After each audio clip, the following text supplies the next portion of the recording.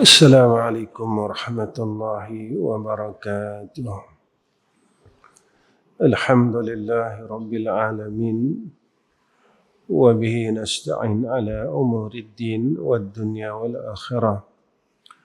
اللهم صل على سيدنا محمد وعلى آله وصحبه وسلم. اللهم لك الحمد وإليك المستكى وأنت المستعان، ولا حول ولا قوة إلا بالله العلي العظيم. Pertama sekali kita panjatkan puji dan syukur kepada Allah Subhanahu wa taala dengan hidayah dan taufik daripada Allah Subhanahu wa taala dan kesempatan masa yang Allah kurniakan kepada kita pada malam ini, mudah-mudahan dikira sebagai satu amal salah dalam hidup kita, agar perkara yang kita pernah buat, perkara yang pernah kita lakukan dalam hal keadaan yang tidak baik,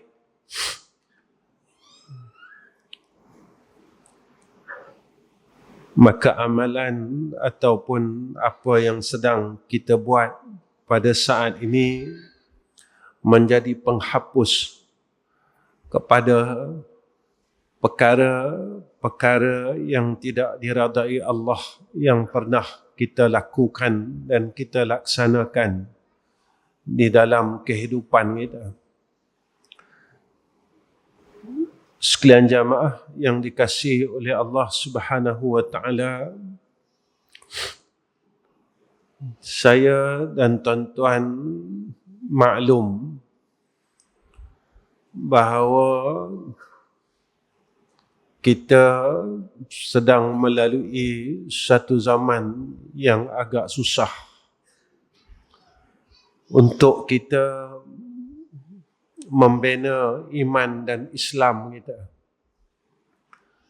Kita sedang melalui satu zaman yang agak sukar untuk kita mempertahankan iman dan Islam kita. Sebab itu kita kena bersungguh-sungguh agar iman kita ini dapat kekal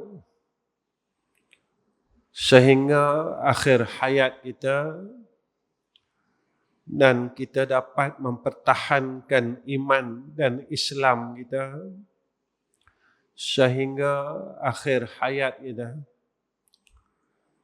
Kita dapat beramal dengan agama sehingga akhir hayat kita. Sekalian yang dikasihi oleh Allah Subhanahu wa taala, malam ini saya ingin mengingatkan diri saya dan sekalian yang hadir, maka kita bersungguh-sungguhlah untuk kita melaksanakan 8 perkara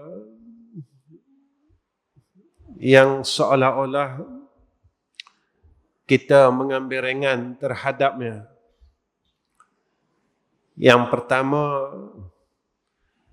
iaitu kata ulama, maka bersungguh-sungguhlah untuk kita menyelesaikan hutang-hutang kita. Kita berusaha bersungguh-sungguh untuk kita menyelesaikan segala hutang-hutang kita. Kerana zaman ini, zaman yang umur ini tidak panjang. Zaman yang Nabi kata umat akhir zaman ini umurnya agak singkat. Jika mana kita mati dalam keadaan masih kita tersangkut dengan hutang piutang ini, maka saat itu Nabi kata roh kita tergantung-gantung. Di sana orang yang memberi hutang ataupun orang yang kita berhutang itu akan menuntut hutang dia. Sebab itu kita kena bersungguh-sungguh untuk kita menyelesaikan segala hutang piutang kita selama mana kita ini diberikan masa oleh Allah Subhanahu wa taala. Dalam dunia kalau kita hutang orang, kita boleh bayar dengan duit. Tapi di akhirat jika kita mati bawa hutang yang banyak, maka kita akan bayar dengan amal saleh kita. Masalahnya amal saleh kita tak banyak. Macam mana kita nak bayar?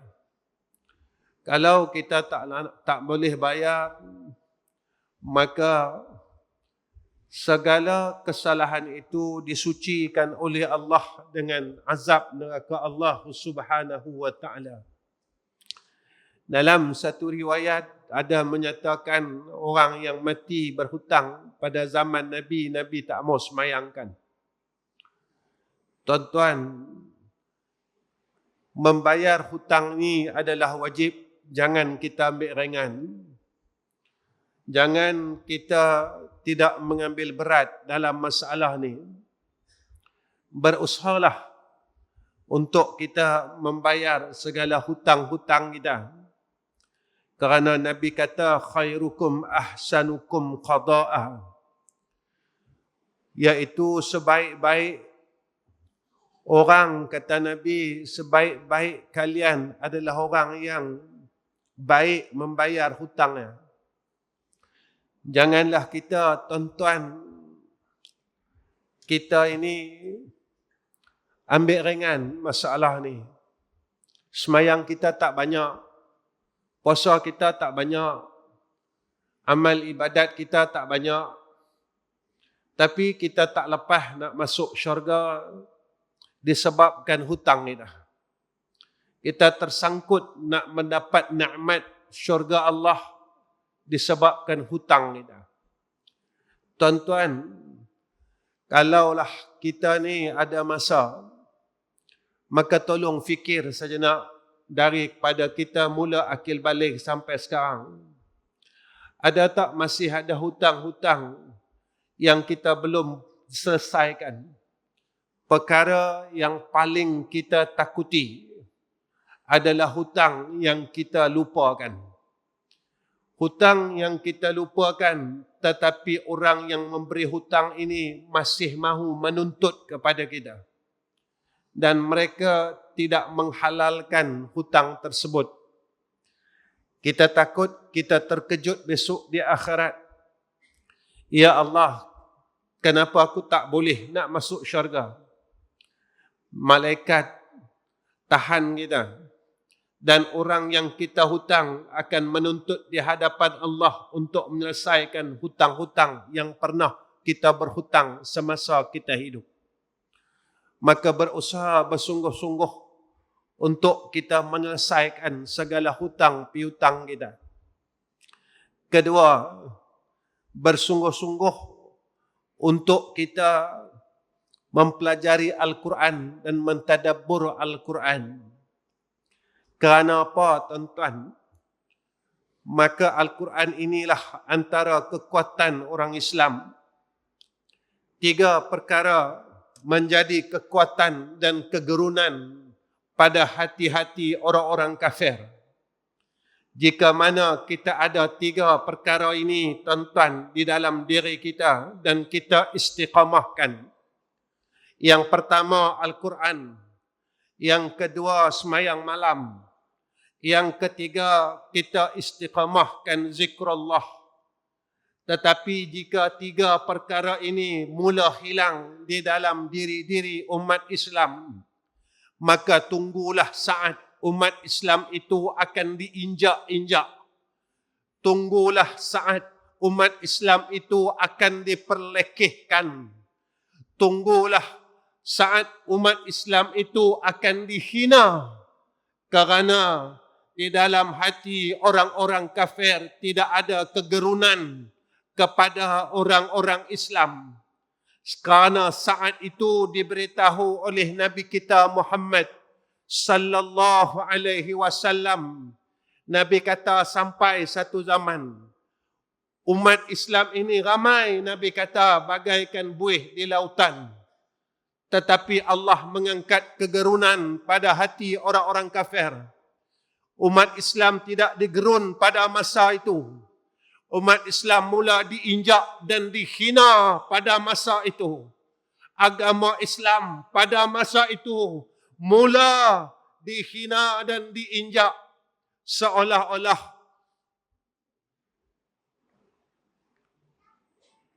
kita sedang diperbudakkan, kita sedang diperkotak-katikkan. Walhal umat Islam pada ketika itu, kata Nabi, terlalu ramai seumpama buih di lautan. Kerana apa, tuan-tuan? Kerana dalam jiwa kita, dalam diri kita, kita telah tinggalkan 3 perkara itu. Yang pertama, Al-Quran. Kita tidak tadabbur Al-Quran. Kita tak mau menghayati Al-Quran. Kita tidak mahu mengikuti dan melaksanakan Al-Quran di dalam diri kita. Kedua, disebabkan kita tidak mahu bangun malam. Kita tidak mahu bermunajah kepada Allah Subhanahu wa ta'ala. Yang ketiga, kita terlalu alpa dan lalai sehingga kan kita melupakan Allah Subhanahu wa ta'ala. Yang ketiga, apa yang perlu kita buat? Tuan-tuan, Nabi suruh kita jadi orang yang baik. Tatkala sahabah bertanya kepada Rasulullah sallallahu alaihi wasallam,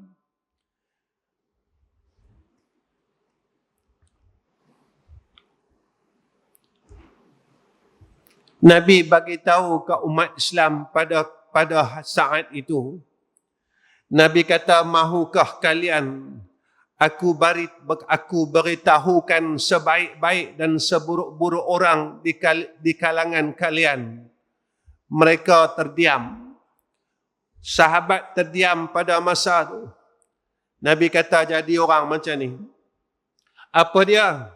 Iaitu tatkala kita bersama dengan orang Islam, maka orang Islam di keliling kita mendapat manfaat dan kebaikan. Dan keburukan kita dijaga, kata Nabi. Orang tak bongkar buruk kita. Tetapi tatkala kita bersama dengan mereka, maka kita beroleh kemanfaatan dan kebaikan. Kemanfaatan dan kebaikan itu khususnya pada agama. Tuan-tuan, Nabi suruh kita jadi orang macam ni. Jika kita berada di kalangan umat Islam, maka umat di sekeliling kita menjadi bertambah baik. Dan kita menjadi bertambah baik, Nabi kata. Dan keburukan kita dijaga, kata Nabi. Itulah orang baik. Itulah orang yang bagus. Tapi nak duduk tempat tu susah, tuan-tuan. Sebab zaman ini zaman ramai orang rosak. Saya selalu bercakap di dalam kuliah saya. Sakit zahir, semua orang kesian. Tetapi ketika batin kita sakit, tak siapa peduli kan kita. Sombong kita 50 tahun bersarang di dalam hati kita. Ujub riak 50 tahun bersarang di dalam hati kita. Rasa cukup dengan akhirat, rasa bagus dan rasa baik bersarang 50 tahun, tak ada siapa nak tegur, tuan-tuan. Tak ada siapa nak ambil tahu. Tak ada siapa nak bantu kita. Tak ada siapa nak tolong kita. dan tak ada siapa nak memberikan cadangan ubat kepada kita. Sebab itu tuan-tuan, tatkala pada masa itu kita rasa kita orang baik, kita rasa kita dah duduk tempat orang baik, rupanya tuan-tuan, tatkala datang ujian daripada Allah, pada masa itu baru kita sedar, aku ni bukan lagi orang baik. Aku tak mampu jadi orang baik. Kadang-kala seorang anak apabila didatangkan ujian, kesakitan seorang ayah dan seorang ibu, baru dia tahu dia tak boleh jadi anak yang baik. Ketika datang ujian daripada seorang kawan, baru dia tahu dia belum jadi insan baik. Ketika datang ujian dalam kehidupan, baru dia sedar dia belum jadi orang baik. Tuan-tuan, kita bersungguh-sungguhlah untuk didik diri kita. Bersungguh-sungguh untuk kita bermujahadah untuk menuju ke arah kebaikan. Zaman ni tuan-tuan bukan zaman 20 tahun dulu. Zaman ni tuan-tuan, zaman yang disebut oleh Nabi zaman fitnah. Fitnah ini, apa kata ulama?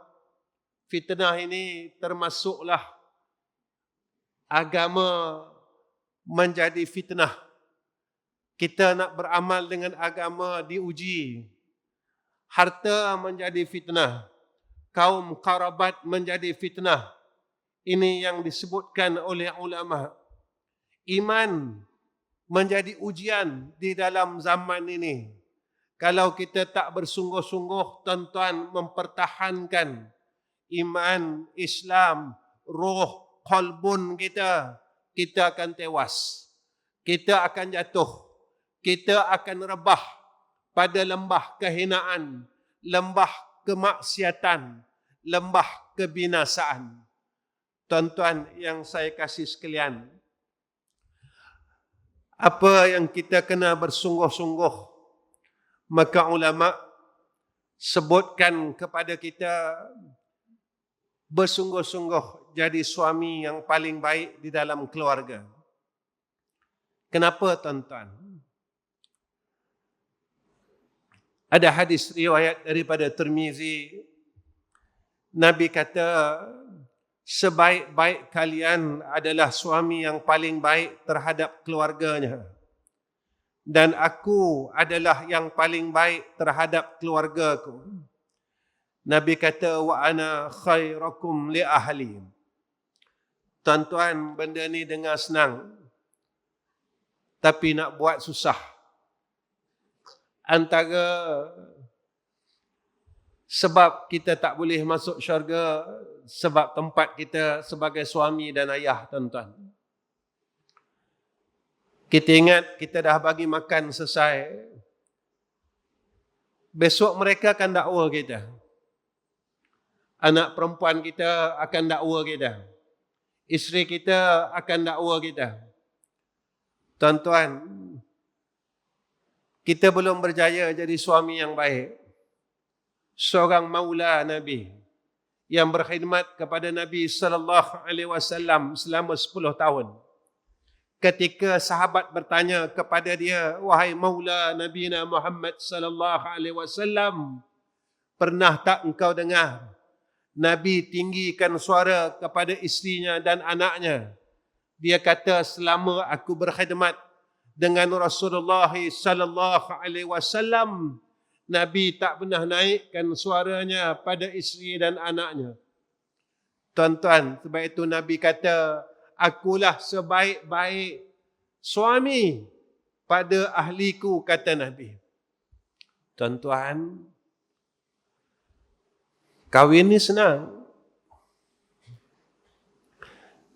Tapi nak jadi ayah yang baik susah.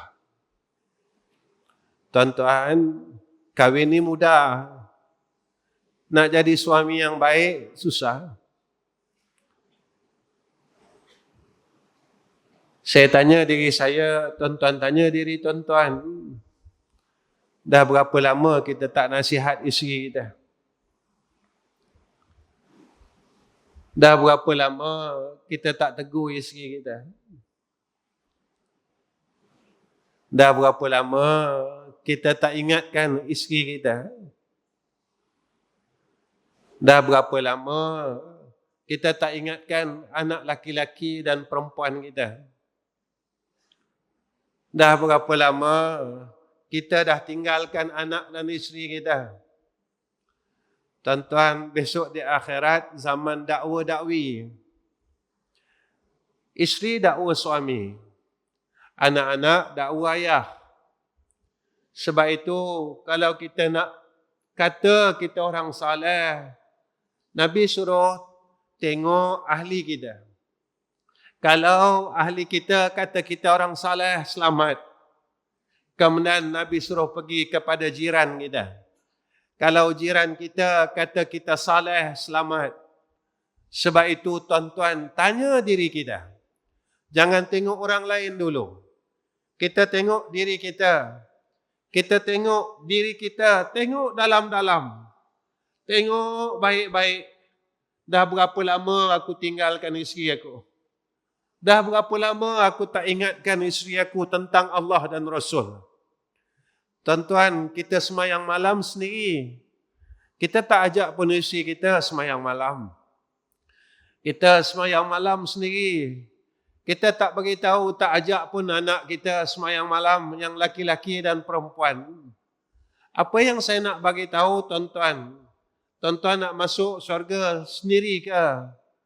Tuan-tuan nak lepas neraka sendiri ke? Tuan-tuan nak masuk syurga sendiri ke? Tuan-tuan nak biarkan isteri tuan-tuan? Tuan-tuan nak biarkan anak tuan-tuan? Tuan-tuan nak biarkan cucu tuan-tuan? Tuan-tuan nak lepaskan diri kita sahaja? Tuan-tuan jangan macam tu, tuan-tuan. Nabi ajar kita sayangkan isteri dan anak-anak kita. Tuan-tuan, dalam dunia ni, kalau anak kita mati, kita nangis. Kalau isteri kita meninggal, kita menangis. Tapi menangis kejap, tuan-tuan. Sebulan kita dah lupa. Tetapi di akhirat kita akan terus bersedih kerana melihat ahli keluarga kita diazab oleh Allah berpuluh-puluh tahun.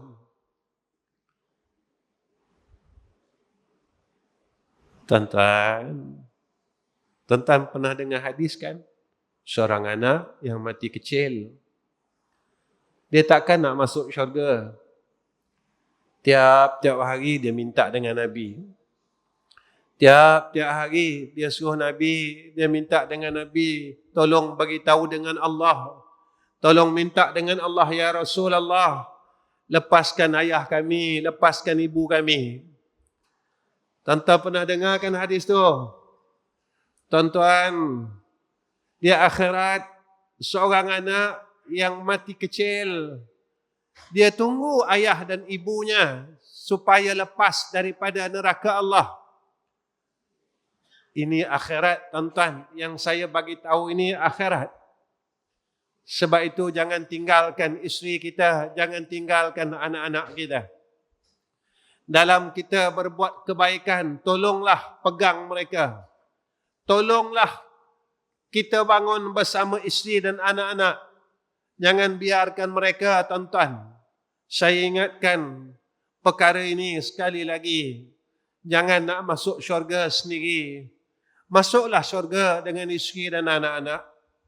Dalam dunia ni, kalau mereka tinggalkan kita, sedih kita, tuan-tuan. Dalam dunia ni, kalau anak tinggalkan kita, sedih kita. Kalau isteri tinggalkan kita, sedih kita. Bagaimana kalau mereka ini ditinggalkan, kita masuk ke syurga, tetapi kita tinggalkan ke dalam neraka Allah, isteri dan anak-anak kita. Tuan-tuan, fikir-fikirkanlah perkara ni. Tuan-tuan yang saya kasih sekalian, kemudian kata ulama, bersungguh-sungguhlah menjadi orang yang baik akhlaknya dan menuntut ilmu. Tuan-tuan yang saya kasih sekalian, dalam hadis riwayat Ahmad, Nabi kata apa? Nabi kata sebaik-baik kalian Islamnya adalah yang paling baik akhlaknya. Apabila mereka ini menuntut ilmu, bila dia dah belajar, bila dia dah mengaji lama, akhlaknya jadi baik. Tuan-tuan, kalau tak silap saya, dalam surah Al-Fathih, kalau tak silap ayat 29, yang mana Allah sebut tentang simahum fi wujuhihim min athari sujud. Kalau tak silap ayat dia macam tu. Orang beriman ni tuan-tuan akan zahir cahaya pada wajah mereka. Dalam tafsir Ibn Kathir disebut, Ibn Abbas menjelaskan yang disebut, yang dikatakan min athari sujud ini pada wajah-wajah mereka, iaitu akhlak yang baik. Tuan-tuan, semakin kita buat ibadat, semakin kita jadi baik. Semakin kita menuntut ilmu, kita semakin jadi ayah yang baik. Semakin kita menuntut ilmu, kita menjadi suami yang baik. Semakin kita menuntut ilmu, kita menjadi kawan yang baik. Semakin kita menuntut ilmu, kita menjadi manusia yang baik. Tuan-tuan, tapi kalau dalam hidup ni kita tak pernah berubah, kalau kita pemarah, terus pemarah. Kalau kita pengumpat, terus pengumpat. Kalau kita pedengki, terus pedengki. Kalau kita pemalas, terus pemalas. Malas apa tuan-tuan? Orang tak pernah malas dengan dunia ni. Kita tak pernah berhenti fikir dunia sampai sekarang. Tapi kita telah berhenti memikirkan akhirat. Kita malas dengan akhirat. Kita bertangguh dengan akhirat. Tetapi akhirat tidak bertangguh menuju kepada kita. Kita tangguh untuk melaksanakan akan amal-amal akhirat. Tetapi akhirat sedang menuju kepada kita. Sehari demi sehari, sedetik demi sedetik. Akhirat tidak pernah berhenti untuk menuju ke arah kita, tuan-tuan. Tetapi kita telah lama berhenti menuju kepada akhirat. Kita tangguhkan nak buat baik. Kita tangguh nak jadi orang baik. Kita tangguh dan terus tangguh. Tuan-tuan, petang tadi saya bercakap dengan anak-anak saya yang bawa kamera ni. Saya kata apa? Saya kata adab mendahului ilmu. Adab mendahulu ilmu. Lalu mereka tanya, kalau kami datang lewat sembahyang Jumaat, boleh tak kami langkah orang untuk ke depan? Saya jawab, mudah ya tuan-tuan, siapa suruh datang lambat?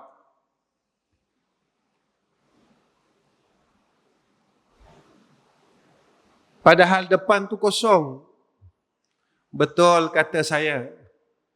Tetapi setiap manusia yang kamu langkah ini, apakah mereka redha dengan apa yang kamu buat?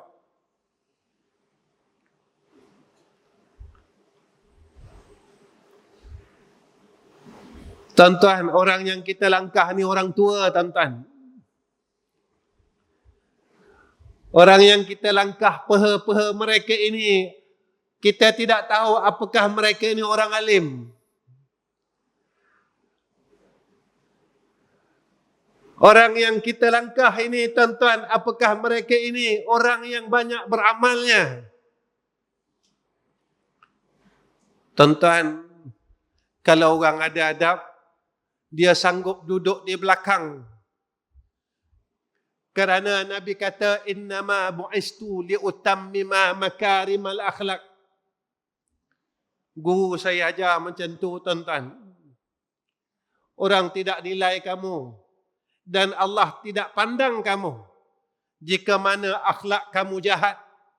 Sebab itu sampai sekarang Sayyiduna Rasulina Muhammad sallallahu alaihi wasallam dikenali di seluruh pelosok dunia orang Islam kaji, orang kafir kaji. Siapakah Muhammad? Orang kafir kaji tentang diri Sayyiduna Muhammad. Mereka mendapati akhlaknya cukup baik. Tuan-tuan, ketika kita tak ada akhlak, alimlah macam mana, kayalah macam mana, hebatlah macam mana, satu hari kita akan dijatuhkan oleh Allah di dunia lagi. Kita tidak payah tunggu di akhirat, tetapi Allah akan hinakan kita di dalam dunia. Tuan-tuan,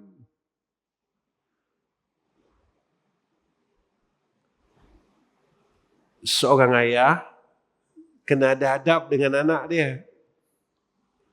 Seorang guru kena ada adab dengan anak dia, dengan anak murid dia. Tuan-tuan, jangan kata anak aku kena jaga adab dengan aku dan aku tak jaga adab dengan anak aku. Tuan-tuan, seorang guru dia kata aku guru, murid aku kena jaga adab dengan aku, dan seorang guru dia tak perlu jaga adab dengan muridnya. Salah.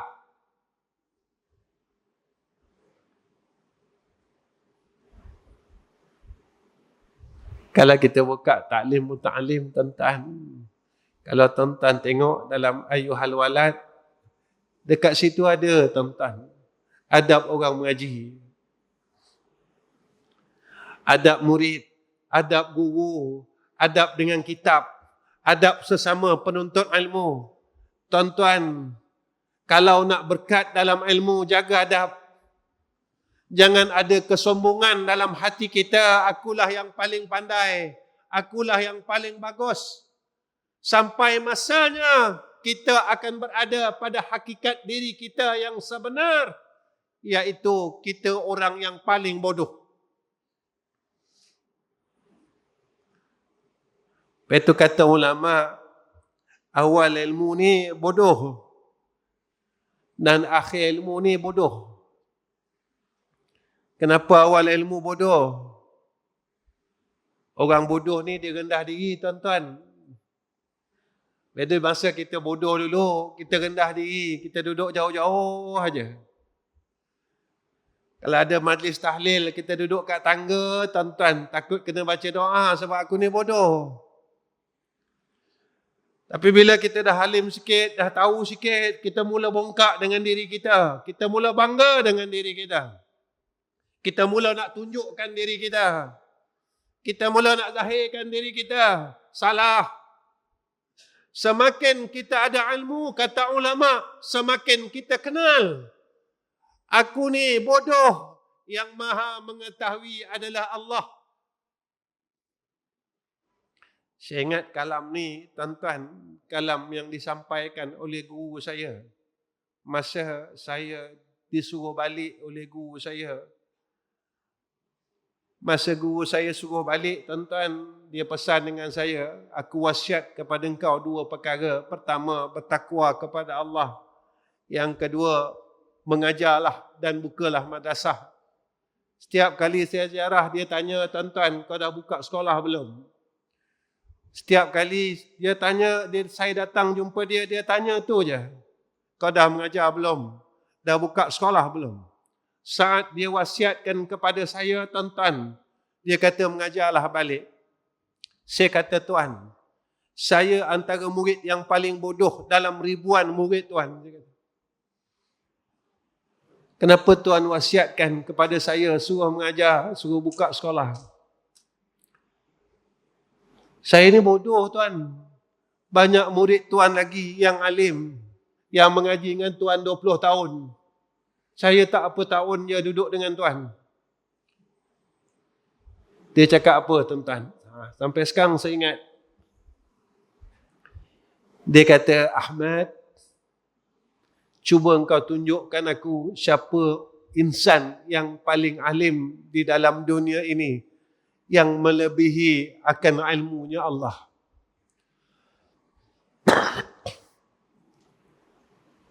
Saya kata, saya tak jumpa lah. Saya tak tahulah Tuan. Maka itulah orang alim, dia kata. Saat engkau tak rasa engkau ada ilmu, dan saat engkau masih tidak lupa yang maha alim itu adalah Allah, maka inilah sifat orang yang bertakwa di dalam Al-Quran yang disebutkan oleh Allah. Nescaya golongan-golongan ini akan dikurniakan ilmu oleh Allah, seperti mana yang dijanjikan oleh Allah, orang yang bertakwa akan dikurniakan oleh Allah akan ilmu apa yang dia tidak tahu. Tuan-tuan, sebab apa ulama buat macam ni? Supaya kita tak sombong.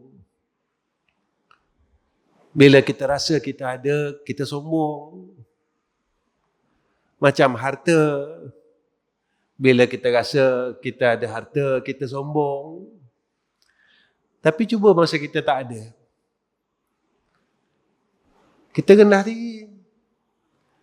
Kita tak bongkar. Kita rasa malu. Aku tak ada duit. Aku miskin. Tapi cuba kita ada. Kata sikit. Kita ada harta. Kita ada duit dekat bank banyak. Kita mula sombong, tuan-tuan. Itu yang Allah ajar kita. Kau kena sedar. Apa yang ada pada engkau itu, aku bagi. Ilmu ni aku bagi. Dulu kau bodoh. Ada ilmu sikit-sikit ni aku bagi. Engkau sedarlah yang kau tu bodoh. Kau janganlah sombong. Janganlah bongkar. Kau ingatlah. Kau tu tak kuat. Mintalah tolong aku.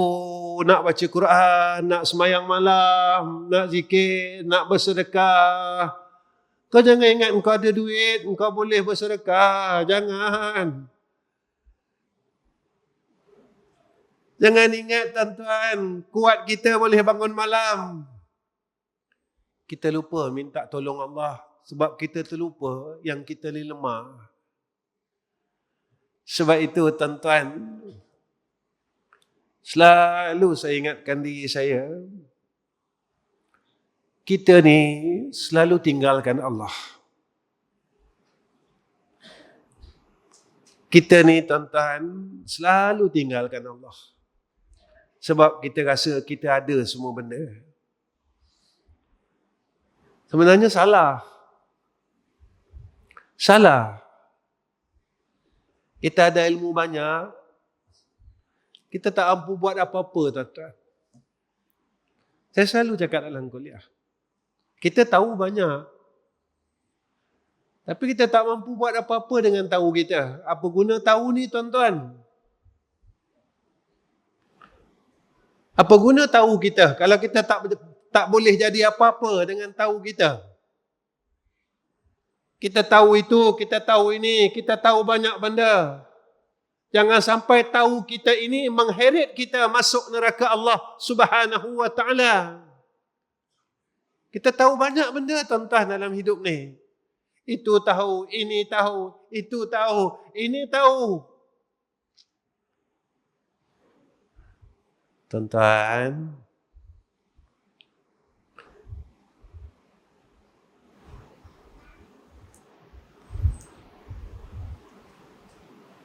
sebenarnya kita ni dah jauh salah.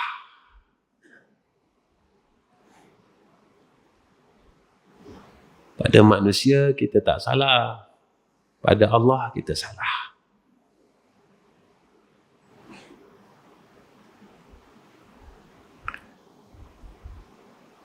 Saya selalu tanya diri saya.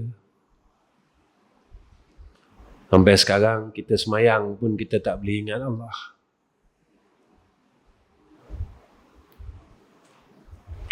Mana kita gagal.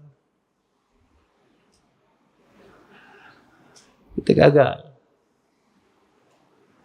Kan kita baca hadis. Jibril tanya dengan Nabi, apa Islam?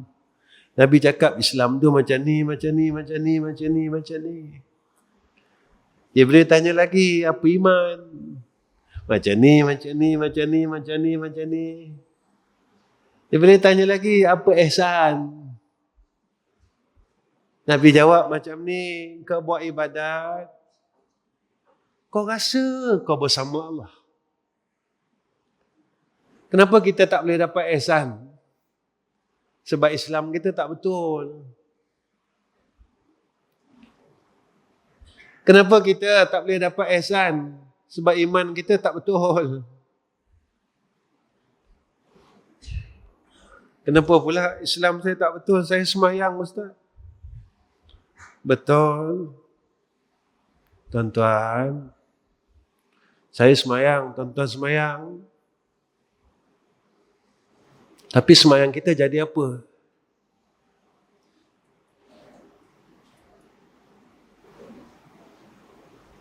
Saya dah semayang 55 tahun, tuan-tuan.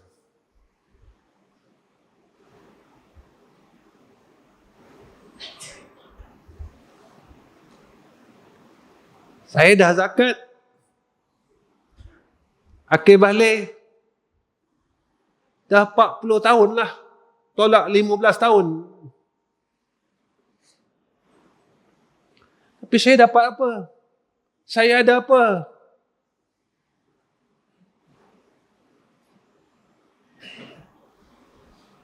Mulut saya tak boleh jadi baik. Dalam semayang, kalau kita kata tengok orang semayang, pandang sana, pandang sini. Kamu semayang apa tu? Tapi kenapa luar semayang, mata kita tak boleh jaga?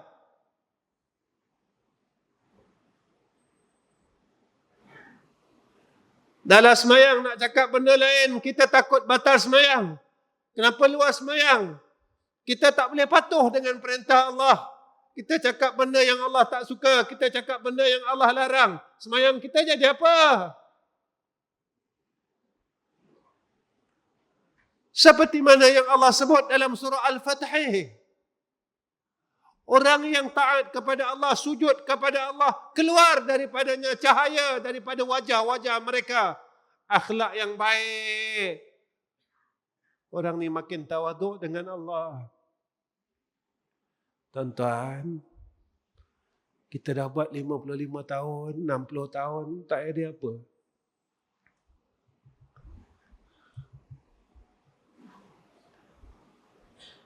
Kita puasa, bulan puasa tahan nafsu, tahan nafsu. Kenapa lepas puasa kita ikut nafsu?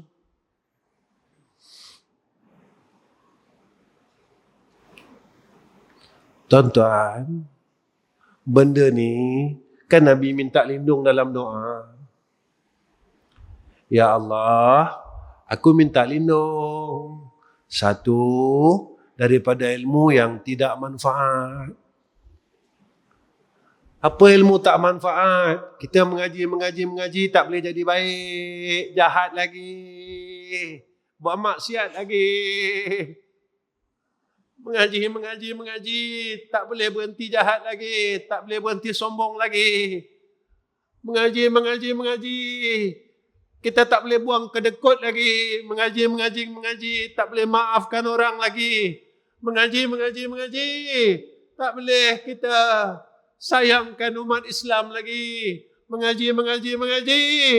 Kita tak boleh keluar dari neraka Allah. Nabi minta lindung. Min ilmin la yanfa.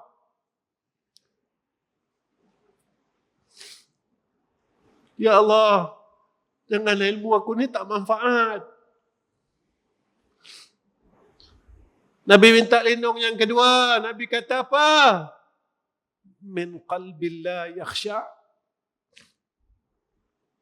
Hati yang tak pernah khusyuk.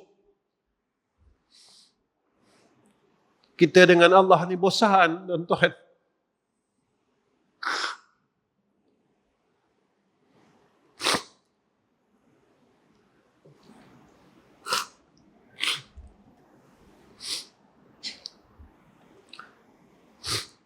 Kita kalau dengan Allah bosan, dengan Quran bosan, dengan zikir bosan.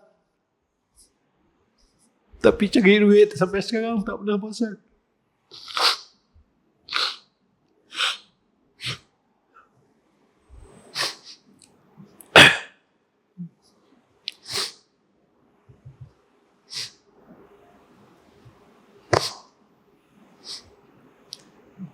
Tuan-tuan, kalau dalam hidup ni, kita dengan Allah berbosan. Kita tak nak dengan Allah lama-lama. Tak boleh baca Quran lama-lama. Tak boleh sembahyang lama-lama. Tak boleh zikir lama-lama. Boleh ke kita duduk di sana dalam keadaan baik?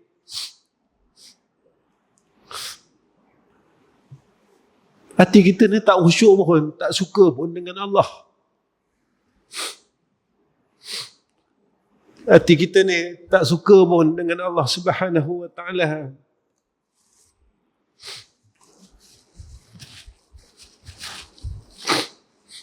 Balik, saya muhasabah diri saya, tuan-tuan muhasabahlah diri tuan-tuan. Kalau sampai sekarang kita masih bosan dengan Allah, agama ini akan hilang. Tuan-tuan tak tengok ke bagaimana bersungguhnya orang kafir untuk hilangkan Islam di bumi kita?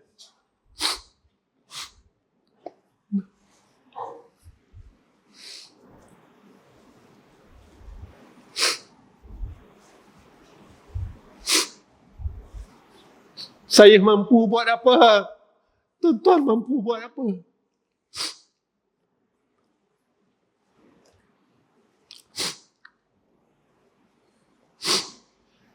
Agama mula dihalang.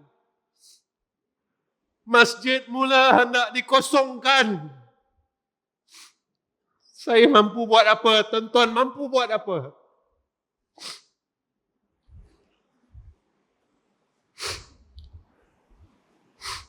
Itu yang saya katakan. Saat bumi kita, agama mula diinjak,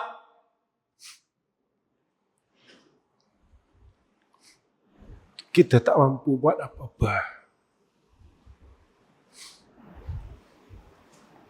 Tetapi sahabat kita yang berada di Palestin, mereka mempertahankan Al-Aqsa. Mereka gugur seorang demi seorang menjadi syahid pada sisi Allah. Mereka sedang tersenyum untuk masuk jannah Allah. Kita masih di sini.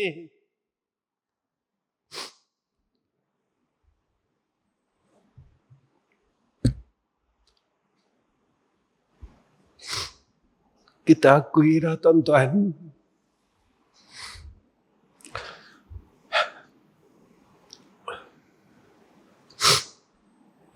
tuan-tuan, yang keenam, sungguh-sungguhlah Nabi suruh bagi makan orang. Maksudnya, Nabi suruh kat kita, khairukum man atma'at ta'am. Hadis riwayat Ahmad. Nabi suruh kita jangan sayangkan kata kita. Nabi suruh ingat orang lain. Belajarlah tuan-tuan untuk sayangkan Allah. Duit yang ada pada kita ni Allah bagi.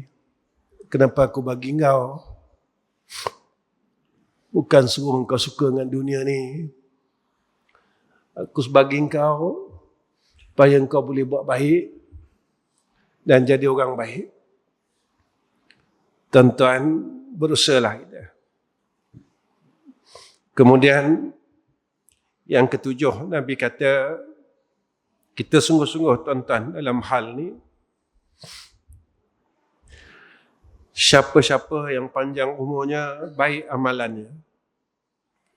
Sungguh-sungguh tuan-tuan, bagi kita yang dah melebihi umur 40 ni, kita patah baliklah.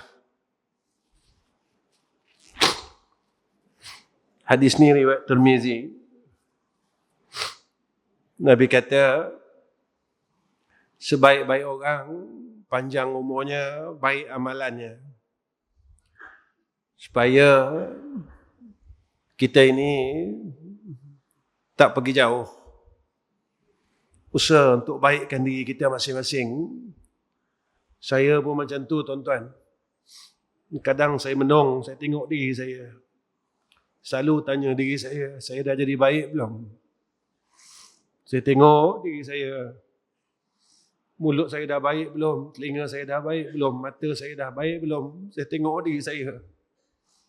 Tuan-tuan, saya ikhlas lah cakap dengan tuan-tuan.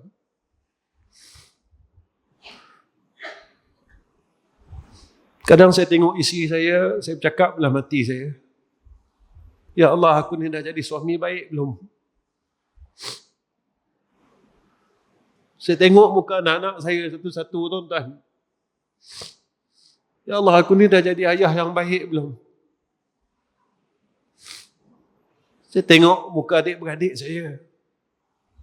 Dalam hati saya bercakap, ya Allah, aku dah jadi abang yang baik belum? Sebab apa, tuan-tuan?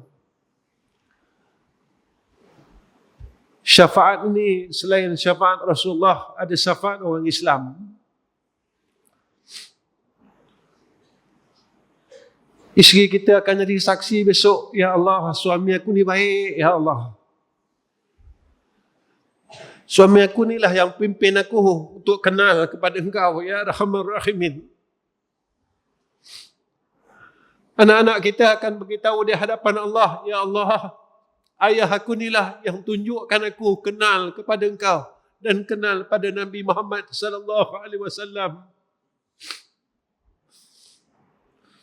Menantu kita semua akan bersaksi di hadapan Allah, ya Allah, ayah mentua aku ni lah yang pimpin aku. Tuan-tuan, tak mahu ke? Sebab kita bukan orang senang. Kita ni orang susah. Tak tahulah kalau kita rasa kita ahli syurga. Tuan-tuan yang saya kasih sekalian, yang terakhir, apa kata ulama, bersungguh-sungguhlah jadi orang yang bermanfaat pada manusia. Umur yang Allah bagi dekat kita ni, tuan-tuan, mulai hari ini kita usahalah jadi orang yang boleh buat manfaat dengan orang lain. Tuan-tuan, antara hadis kiamat ni, yang Nabi kata ada 6 tanda kan. Satu, Nabi kata kewafatan aku. Nabi cakap, wafatnya Nabi. Yang kedua, Nabi kata meriahnya Al-Aqsa kan. Orang Islam dapat balik.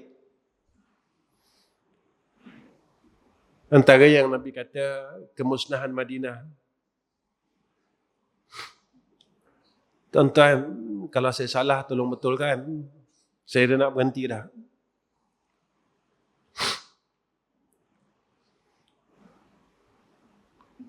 Kalau dulu di bumi Nabi, tuan-tuan tak jumpa orang perempuan yang buka aurat.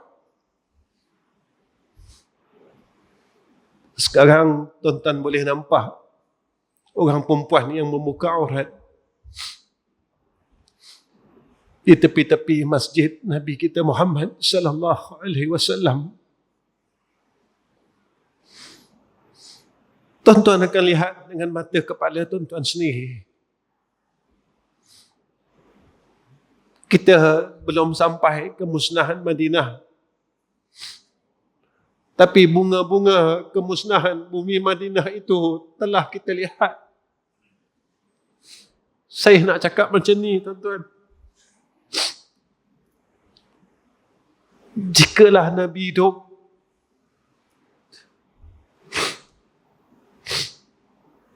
dan Nabi melihat kemusnahan itu,